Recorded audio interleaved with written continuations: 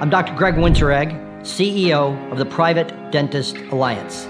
I want to talk to all of you students out there today who are wondering what your future is going to be like as a career in dentistry, as an assistant, as a hygienist, as a dentist. Where is this profession going with the rapid increase of the DSO movement? I'm here to tell you the PDA is going to help you, and I want you to become a member today. It is free. Now, why should you become a member? You're going to get weekly video updates from me, and you're going to get regular updates of our newsletters from the Alliance on exactly what is happening and how we are going to help preserve and protect the private practice of dentistry.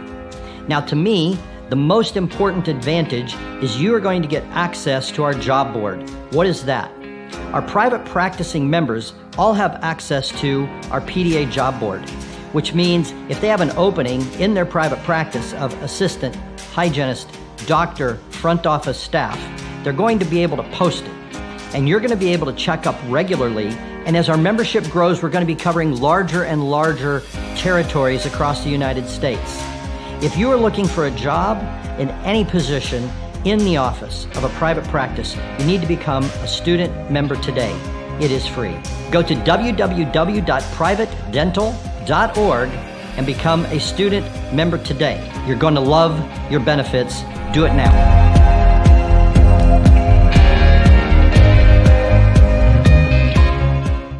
What is up, Vibe Tribe? This is your boy, Matt Havis, and I'm sitting here today to tell you about our new interview with Dr. Ken Cirka. Dr. Ken Cirka is a practicing dentist in the Philadelphia area. He owns the largest dental practice in Philadelphia. So we sit down with him today to discuss all things team building. Make sure you guys let us know what you think of the episode on Instagram. Hit us up at dental.student.vibes. We love the feedback. And remember, vibe on. Welcome back to another episode of the Dental Student Vibes podcast. I'm your host, Seth Kalish, and today we have a very special guest with us. I also have Cole Hersick and Matt Havis. Today our guest is Dr. Ken Cirka. Dr. Cirka has owned and operated his own dental practice in Philly for the past 20 years. His gentle demeanor in the office has translated into strong loyalty with both patients and staff. Before embarking on his professional career, he was born and raised in a small town near Pittsburgh, Pennsylvania. After being accepted to the University of Pennsylvania Dental School, he moved to Philly, where he has spent the last 21 years. He enjoys learning new dental techniques and has traveled to Germany, Africa, and throughout the United States to further his education. Dr. Cirka, how are we doing today? Great. How are you guys? Great to see you. Great. I first got to see you when I had the Private Dental Alliance conference that I went to in November, and you just blew us away. So we had to have you on. Awesome. Glad to have you. Glad to be here. And, I think there's different things that I can provide that many other dentists can't, just staying positive and upbeat during these crazy times. So thanks for having me. Absolutely. And so Cole was telling us when he first saw you at the Private Dental Alliance, he said that you were like one of the best speakers. Unfortunately, Matt and I, we didn't get to go, but Cole was there. Sounded like an awesome time. Sounded like you gave an excellent presentation. What was the presentation on, by the way? There were two things. One was 10 secrets that most successful dentists don't want you to know. Okay. That's wow. I'm in. And the second one was really how to position yourself to retire at an early age. For me, I was able to retire at age 40, even though I'm still actively practicing. Even though my practice is in Philadelphia and I have the largest practice in Philadelphia of all dental practices, I actually live in New York City. So I travel from New York City down to Philadelphia and I see patients just 4 days per month. So I've really established my practice. So I've hired other dentists to be able to work. Wow, that sounds like really ideal. We were talking to, I don't know if you're familiar with Dr. Paul Etchison. Yes. Yeah, he runs the Dental Practice Heroes podcast. We were talking to him. We had him on, and he's got the same goals. I think he said 4 days a month. He's like really shooting for that. Yeah. So you can make it happen. And it's one of those 10 points. You really need to know where you're going, and that's the first first, number one of the 10 step is know where your vision is, know what you want to accomplish, where you want to go. And as a dental student or someone just getting out of school, you might think, okay, well, where do I go from here and what do I do?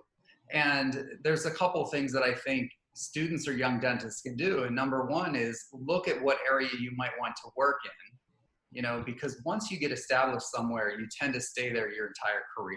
That's pretty stable with most dentists. The second thing is really to think, how many hours do you want to be working a week?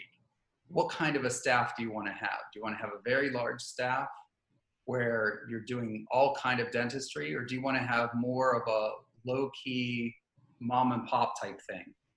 So, the world's yours when you get out there. Right now, I think some people see it as a negative, which is going out into practice and maybe working for a DSO for a few years. That's what I did. I did that for the first 3 or 4 years of my practice, where I worked with a group that accepted every type of insurance.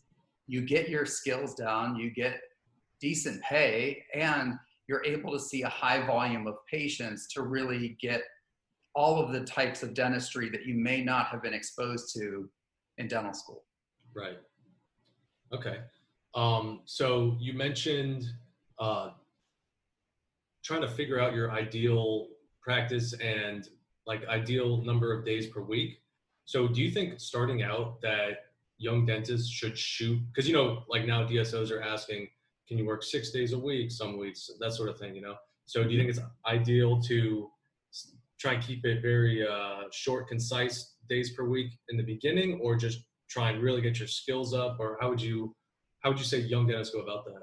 I would say time is your biggest asset. And when I say that, when you're way younger, like when I first started out, I was working Monday through Saturday. And I worked Monday through Saturday for the first few years. And then I decided, I'm going to open my own practice.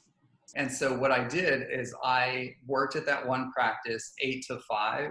And at 6 o'clock at night, I would go into my own practice that I started from scratch. And I would work from 6 to 9 at night. Oh, wow. So Wow. Working Monday through Saturday, and you just do what you have to do. And I did that for the first 10 years.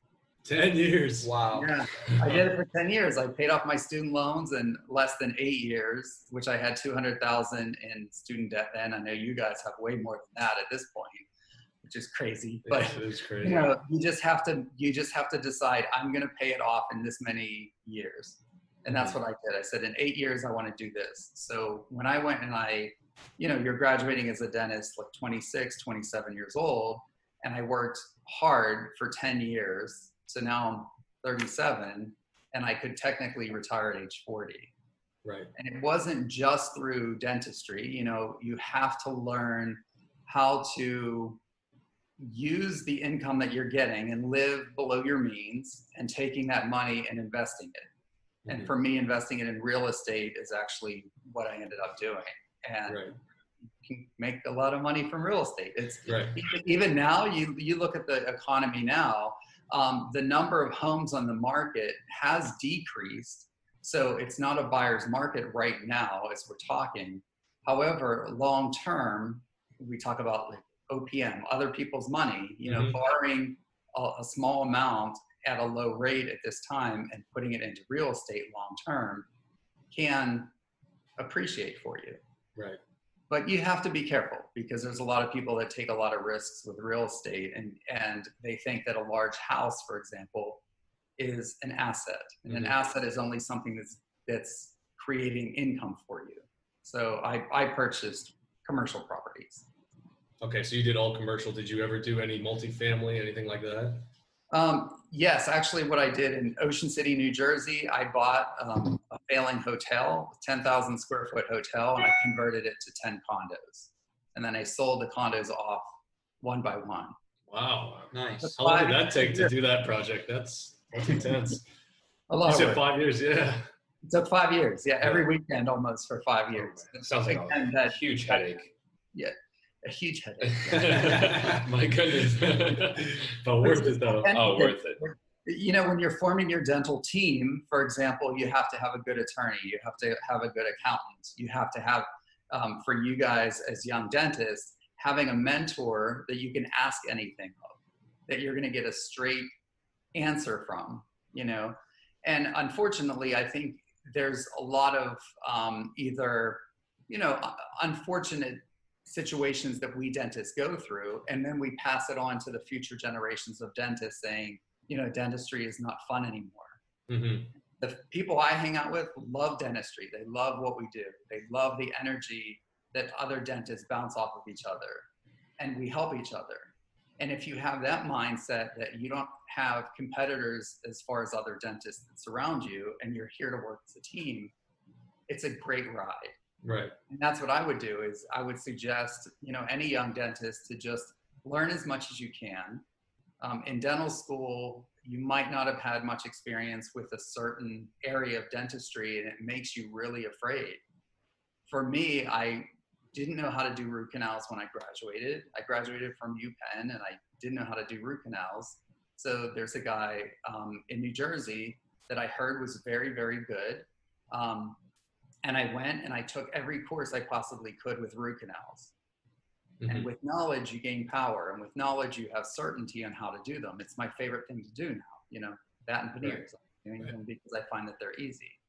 So what CEs or courses or whatever did you use for root canals or endo? It's been many years since I did that, but it was really, when I graduated school, it's whatever I felt very uncomfortable with is what I ended up taking. So a lot of cosmetics, because you can't really go and do cosmetics right out of dental school. Right. You really don't know what you're doing. However, you know, everyone had to do their first case at some point. So I would say read up on it. If you're doing a patient for the first time for veneers, you know, I would take a pre-model, like take a model or take an impression for the model and prep the model. Mm-hmm. And then I would show it to a dentist that I knew and show them the before and after and said, here's how I'm planning on prepping this patient. What do you think? And then you practice like that.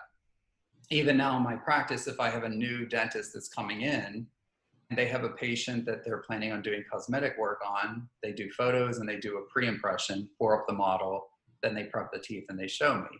That's the easiest thing to do, but you're going to have to, at some point, just dive in and do it. Mm-hmm. Okay. So when you were first learning how to do this, how did you find that mentor that you would show the models to? Was that from like a local club or something like that? Or how did you find them? What I would suggest doing is you guys just reach out to a dentist that you're looking on Facebook or Instagram that's doing something that if you read their comments, things that they're commenting on in the dental field, if they're positive comments, that would be someone I would reach out to. That's great advice, because there's definitely always positive comments everywhere. There's a lot of criticism that goes on about social media sites. Yeah. You are exactly correct. Mm-hmm. And that's what you have to look at. You have to look at the source of the person, because we're a combination of the positive people around us. So if you're hanging out with 2 or 3 negative people, a huge percentage of your personality is going to become who you're surrounding yourself with. Right. It's inevitable. So why would you go and tag yourself to someone just because they're a famous dentist or they're famous this or they're great at this? You have to really look at, you know, the tone of the person, the individual themselves, and the vibe that they're exuding. Because if you're connected to the wrong thing, you leave them and you'll have this thought in your head like, I can never be as good as him. Mm-hmm. Instead of, it should be that person should be lifting you up. Right. So look on social media. If they're lifting the others up, great. If they're putting other people down, I would stay away from them. So how about this? Can you give me any examples that some guys that you look up to? I don't know if you know Gordon Christensen. Oh yeah, of course. Yes. Okay. He unfortunately was fortunately he was at the conference for everyone, but we unfortunately were not able to go on Friday since we had school. So we actually unfortunately missed Gordon Christensen, but we were looking forward to it. But no, we definitely know who that is. That's the Godfather right there. Okay. So Gordon and I, you know, we've spoken together twice so far at conferences. Mm-hmm. And when I was in dental school, so we're going back a good 23 years, I flew out to Provo, Utah, where his practice is, and we worked together for a week. Oh, so, wow. if you just invite yourself to dentists that you find are successful and say, hey, why don't we do something together? You know, hey, Dr. Cirka, next time you're down in Florida, why don't we get together? Sure. Mm-hmm. Why not? Hey, Dr. Cirka, how about next time you're down in Florida, why don't we get together? There we go. Perfect. I mean, the whole thing is everyone wants to feel important. Everyone wants to feel heard. Even us dentists, you know, you're locked up in your office for who knows how many hours a day, 40 hours a day. And who do you talk to? You talk to your 1 or 2 assistants and your hygienist, and you go back home. But when you have opportunities to really spread your knowledge to other people, it makes you as the speaker or as the seasoned dentist feel important as well. And then you have some importance and you're able to convey that to other people. When you're talking to patients and even your friends, there's really only 3 things that people want in life. And one is to feel like they're being heard without judgment. The other one is just feeling important. Whatever they tell you, they want you to acknowledge it and not fight them on it. And third is just being loved, to like treat the person the same way that you would want to be treated. And if you do those things with your patients, with your staff, with your friends, you'll find all of a sudden you're a well-liked individual and you're in better communication with everyone. Right.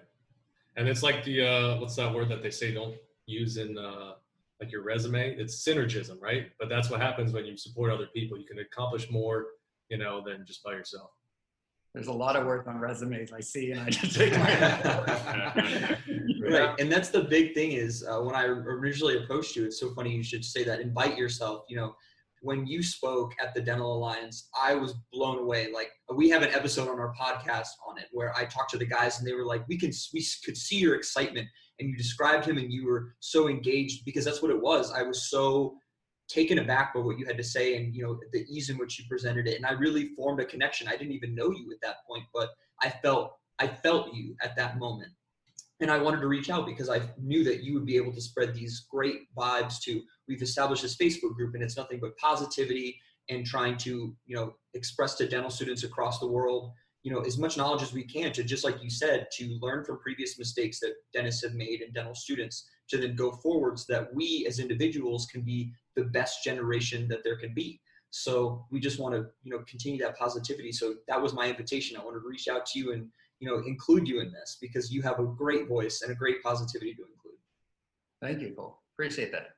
I agree. Like with our Facebook page, we try to keep everything positive. We don't want any negative comments, because you look at some of these other like groups, I'm not going to say any names, but like they just see a new post and like, oh, we got another. They all get excited to jump on board, start commenting on it, you know? Yeah. And it's like, and I mean, I guess we could speak as students where we see that, and it can't be good for the field to do that. Like somebody posts something, like whether it's a younger dentist or whatever, and they're looking for advice and what should I do differently? And immediately, you know, it's like, you could give advice and everything, but you got to do it constructively, like and respectively, because, you know, you may be an older dentist, but you're still colleagues, you know, you're still, you know, in this together.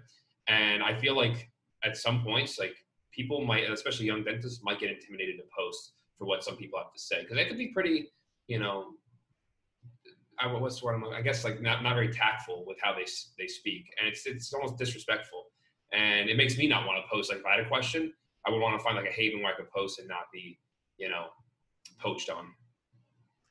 I totally get what you're saying, because I think you have to look at the intention of the dentist responding to the post. So you pose a question and then you get attacked. It's like, you know, your intention is to find information and to get help. So why would a dentist go and do that? But I've seen that as well. You know? And I like what you were saying about being positive. Like the positivity, you know, it's like you catch more flies with honey. So, I mean, we just gravitate towards, you know, positivity and stuff like that. Like Cole was saying, like I really am upset that we missed your presentation. And one thing that Cole just said is, you know, about making mistakes. When I last spoke with Gordon, which was about 6 months prior to that, what my presentation was on was all the mistakes that I've made over the years and how not to repeat them. And so most dentists don't go out there and say, these are all the things that I've done wrong. They do just the opposite. Here's why I'm great. Here's all my perfection. Here's my photos that I'm putting out there that I'm saying haven't been modified, but yet they have been. I mean, we know these things.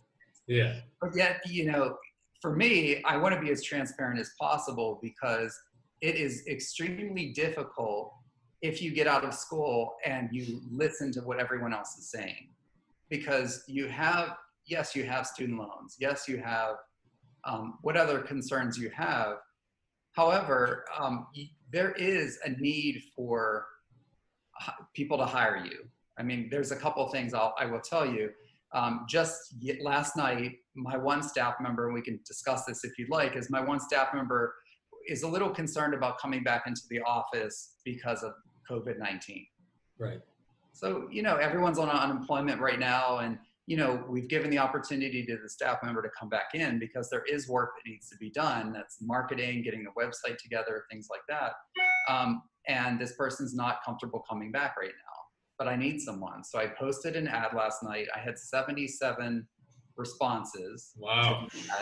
I've scheduled 7 interviews, and we're all doing them on Skype or Zoom or FaceTime. So, there is a need.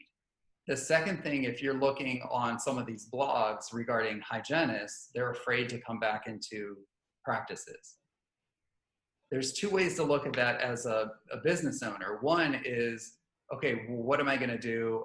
Oh my gosh, I have all these patients that need to be seen.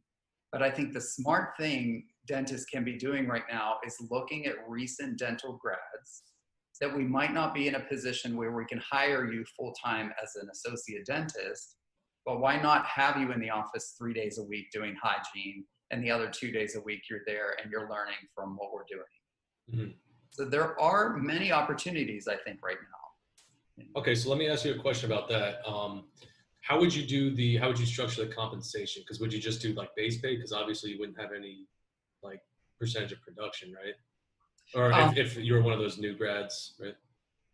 What I do is I base production on a percentage. There's a guaranteed base for anyone, even right out of school. It's 70 in my office. I'll share with you what I pay. Mm-hmm. It's $75 an hour.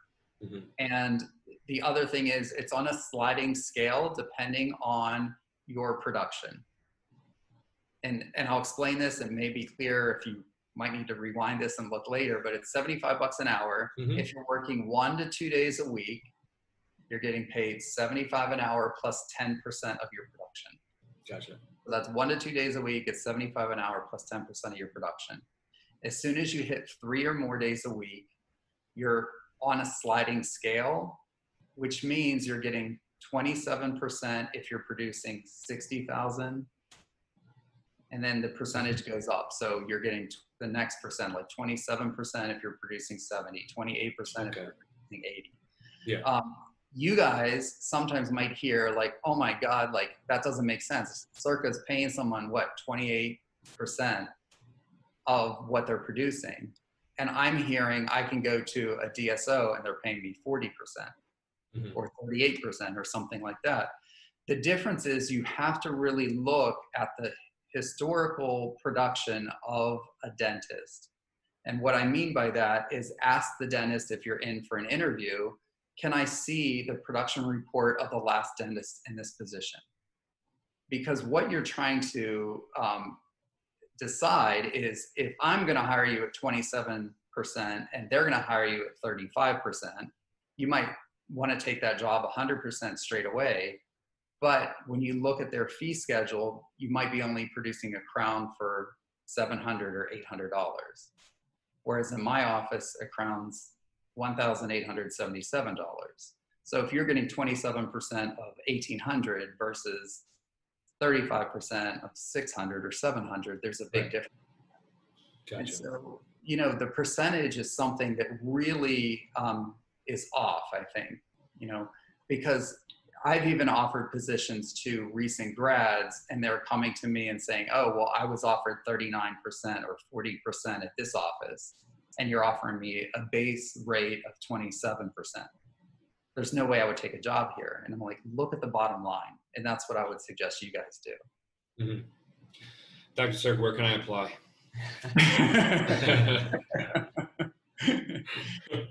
And that's why That's why I think you have to use the opportunities with DSOs or an office that is not participating, that is participating with insurance, to really go and get your skill set up and get your speed up.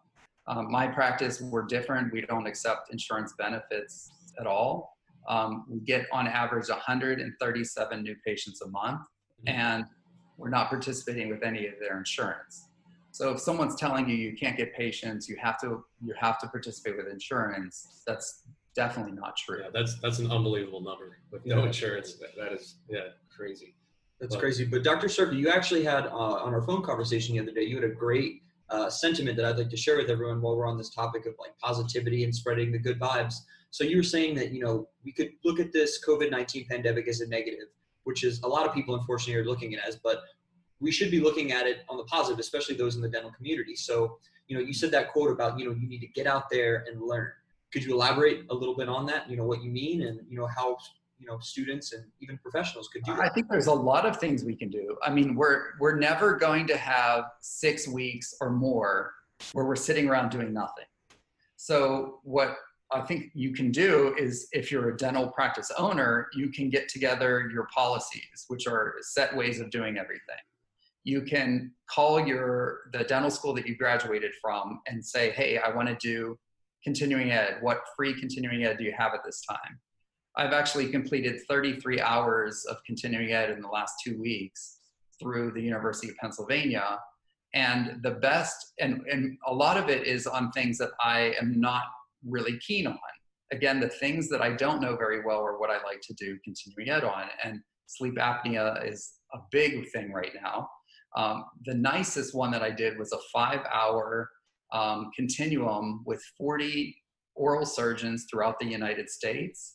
And they were talking about how they're dealing with COVID-19 at this pandemic and what they're actually doing in their practices. And what was interesting is all of the oral surgeons that spoke said not one of them had used their handpiece in the last several weeks. So they're doing fractures, they're doing trauma, all without using a handpiece because it's aerosoling the virus. And if the oral surgeons aren't using it, it kind of raised a red flag in my head saying, well, if they're that concerned about it, then maybe we should be more concerned with, COVID-19 at this point. And then that's when I jumped on and I started learning as much as I could and implemented a lot of changes in my office to make sure everyone's safe. But going back to what you can do during this time to keep your vibe up and to do things, don't stay locked down, don't stay inside. Find a minute to go outside every day, go for a walk, wear your mask, of course, if you're in a state that's required to wear a mask. Stay in communication with people. I have a saying, you're only as alive as your communication. So if That's good. I like that. Yeah, you're only as alive as your communication. The more people you talk to, the more you're actually a living, breathing being to other people. But if you're sitting back and you might have all this knowledge, you might be the smartest guy in the world, and if you're sitting on your couch doing nothing, no one's in contact with you, so no one knows anything. Right. This has also really increased our ability to reach out into the community and to do good things to the community. We just sent lunch to a hospital in New York, NYU Langone. We sent lunch to them last week. They posted it on their Facebook. And then this week we sent lunch, last week again, we sent lunch to Jefferson Hospital, which is here in Philadelphia. There's this group called Swab Squad. I don't know if you guys saw it on Ellen DeGeneres, but it was a group of nurses that were doing the swab test for COVID-19 in the streets of Philadelphia. And they put together this dance routine, and then Ellen had them on her show. And so what's kind of cool is next week on Facebook, the hospital where she had them on, we actually provided them lunch.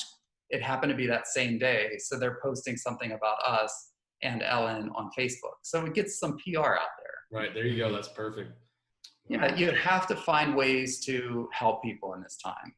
There's a lot of people in Philadelphia that are donating food to undocumented immigrants because the undocumented immigrants aren't getting any food. They're not getting any help during this time.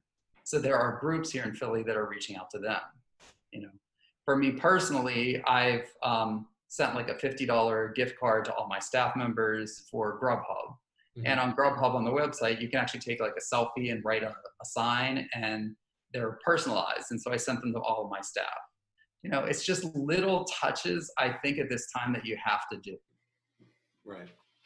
That's awesome. That's awesome. I haven't really thought about, we haven't really discussed with a lot of people how they're going to be affecting the rest of the community. We've really just kind of touched on what are you focusing on in your office. And I think that you gave them some great examples about how you're being active in the community during this time, you know.